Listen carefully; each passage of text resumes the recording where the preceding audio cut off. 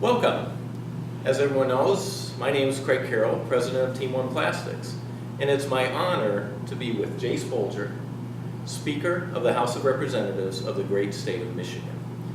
And Jase, we're going to talk a little about the state and how the state government's really changed and is helping business in Michigan. But before we do that, can you sort of give us a little brief introduction of yourself, your history, and how you got to become Speaker of the House? Sure. I'm married to my high school sweetheart, Molly. We have two high schoolers. Her son, Nick, is a senior. Our daughter, Megan, is a sophomore. We live in Marshall. I started a small business from scratch 15 years ago with some friends and investors. That business updates phone records for big companies. So we've been hard at work doing that, and I looked at state government and thought that it could be done a different way. They were missing the boat, if you will, on the importance of job creation. And they were penalizing job providers, and I believe that doesn't help job seekers. So that's why I ran for office. I was elected as a state representative, and then the next term, Republicans took control of the House, and my colleagues selected me to be Speaker of the House. So you have a small business perspective. You mentioned you started a business 15 years ago. So you really know what it is to make a payroll. I know what it's like to lose sleep at night over the various government forms you've got to file, meeting payroll, paying taxes. I know that that's not an easy job at all. And as you look at where you're at today, the governor sort of has that same sort of background.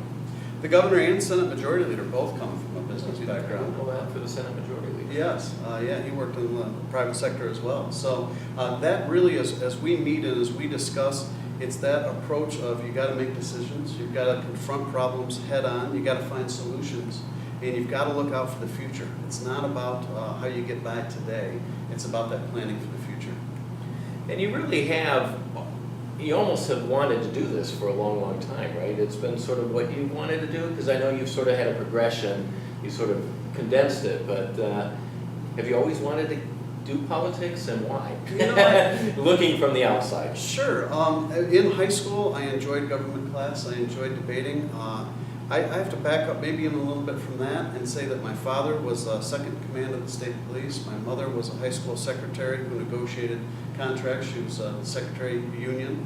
And so how government operated was always in my household and around the dining room table, if you will, but I never knew the politics of my parents. We never had a yard sign in our yard. My dad, working for the state police, tried to be very nonpartisan.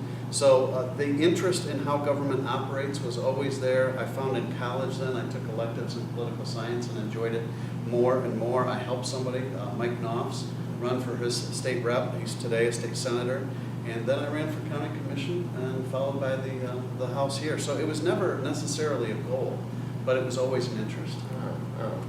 Well, as a business person, I appreciate having somebody who shares our views and looks at the big picture. Again, it's not always just business focused, but again, you know, your view of coming from the business perspective, which really is what's the engine of growth in a state like Michigan.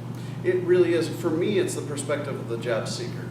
Those who are looking for work, those who want career opportunities, and especially at the time that we had seen in Michigan in the last decade, it was heartbreaking to talk to parents and grandparents who would talk about their kids leaving the state of Michigan because they had no choice. They had to look for work. And we want those people to be here in Michigan. So it became about, the question was, how are we going to solve that problem? And I believe the solution is to make Michigan a better place to find a job. You have to make Michigan a better place to provide a job.